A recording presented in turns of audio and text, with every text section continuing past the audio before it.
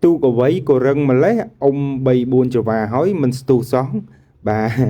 chỉ biết xua mong bọn từng ở kia bà sọc sập bài chỉ thò mà đa tế bà bài kia thì dạ về riêng du đái mình ban tranh video chạy chun từ can phục mai bông bọn tu sân á hỏi ngày nick trong bát nâng bò bằng hang nơi video muối để tệ tông cho mùi nâng ca ở bà năng kia rồi viên tụ ngô sợi so sọc san cháy cho mùi nâng màu ha kla có hâm thập ở đây bà ca piประมาณ khai có lòng tới na បងប្អូន អញ្ចឹងនៅក្នុងវីដេអូនេះនឹងបង្ហាញជូននៅសកម្មភាពទាំងស្រុងតាំងពីដើមរហូតដល់ចប់នៃការឡើងទៅប្រណាំងនៅខាងលើ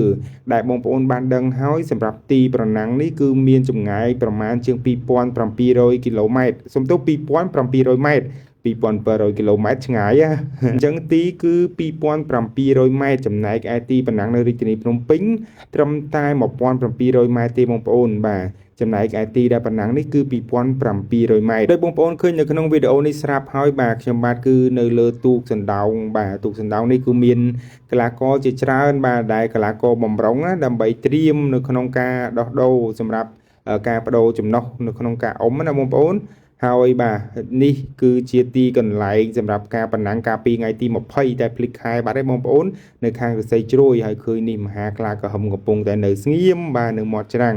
ហើយឥឡូវនេះយើងបានមកដល់ចុងកោះហើយបងប្អូនចុងកោះនេះបាទឆ្ងាយមែនទែនពីចុងកោះនេះទៅដល់ទីព្រ័ត្រគឺមានចម្ងាយ 2700 ម៉ែត្របាទហើយសម្រាប់ការប្រកួតនេះផងដែរគឺជាលក្ខណៈមិត្តភាពទេបងប្អូនបាទនៅលើទឹកបាទគឺជាដៃគូប្រកួតចំណែកឯឡើងលើគោកគឺបាទមិត្តភាពបាទបងប្អូនយើងដដែលទេអញ្ចឹងដូចបងប្អូនឃើញនៅក្នុងវីដេអូនេះអញ្ចឹងនៅខ្សែទឹកខាងក្នុងបាទឯកសណ្ឋានពណ៌បៃតងហើយបាទអ្នកបញ្ជាក្បាលទូកនោះបងប្អូនប្រកាសជាស្គាល់ហើយពូអាវលឿងបាទនៅខ្សែទឹកខាងក្នុងគឺស្រីសសុកសានជ័យចំណែកឯនៅខ្សែទឹកខាងក្រៅឯកសណ្ឋានពណ៌លឿងគឺមហាខ្លាក្រហមធិបតីបាទអញ្ចឹងការប្រណាំងនេះគឺបែងចែកខ្សែទឹកគ្នាបាទខ្សែទឹកខាងក្នុងគឺស្រីស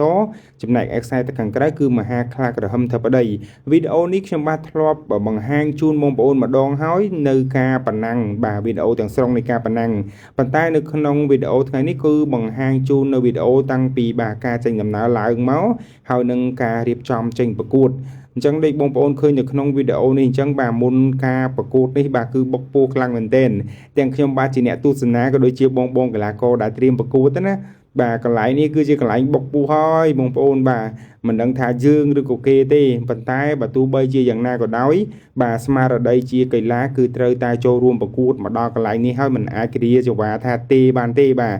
ចង់មិនចង់គឺត្រូវតែបាទប្រកួតក៏ដូចជាបង្ហាញឲ្យអស់ពីសមត្ថភាពដែរហើយអញ្ចឹងឥឡូវនេះទូកបាទគឺកំពុងតែផ្ទឹមក្បាលគ្នាត្រៀមនឹងចាប់ផ្ដើមប្រកួតហើយបាទនិយាយដោយស្មោះត្រង់អារម្មណ៍របស់ admin នៅពេលនោះបាទគឺបុកពោះភពតែម្ដងបាទទូកទាំងពីរសុទ្ធតែជា idol របស់ admin ទាំងពីរបាទហើយឥឡូវមកប្រកួតគ្នាបាទដកស្រង់បច្ចេកទេសលក្ខណៈមិត្តភាពទេប៉ុន្តែ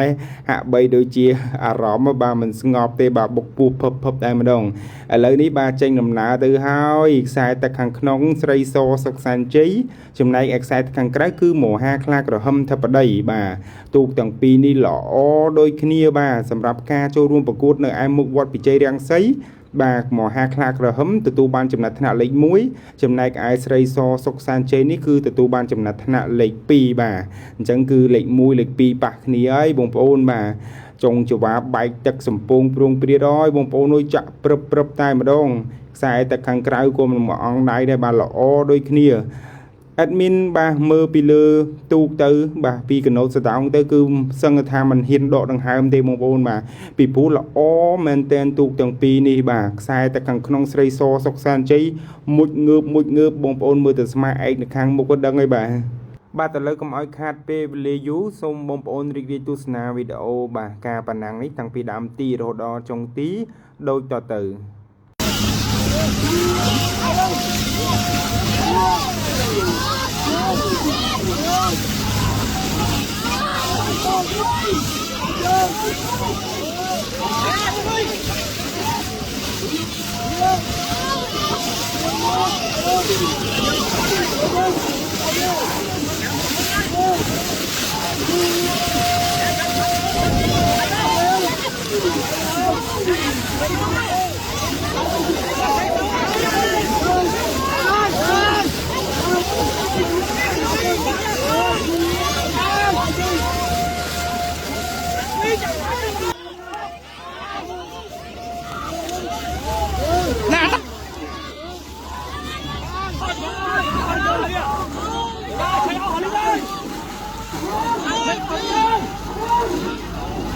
Hãy subscribe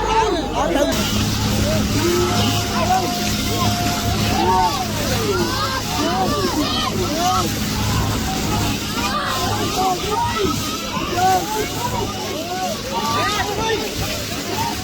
Ghiền Mì Gõ để không bỏ lỡ